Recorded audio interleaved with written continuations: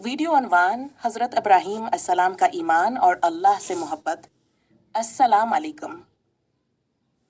आज हम हज़रत इब्राहीम अलैहिस्सलाम की ज़िंदगी से एक ईमान अफरोज़ वाक़या सुनेंगे। हज़रत इब्राहीम अलैहिस्सलाम ने ऐसी कौम में आंख खोली जो बतों की पूजा करती थी, मगर आपने कम उम्री में ही समझ लिया कि हकीकी माबूद सिर्फ अल्लाह है।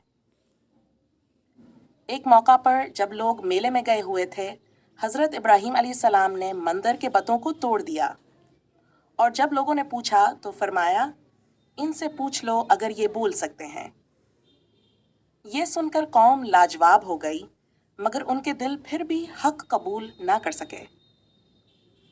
उन्होंने आग को आग में फेंकने का फैसला किया, मगर अल्लाह ने आग को ठंडा कर दिया और आपको सलामती अता फरमाई। ये वाक़या हमें सिखाता है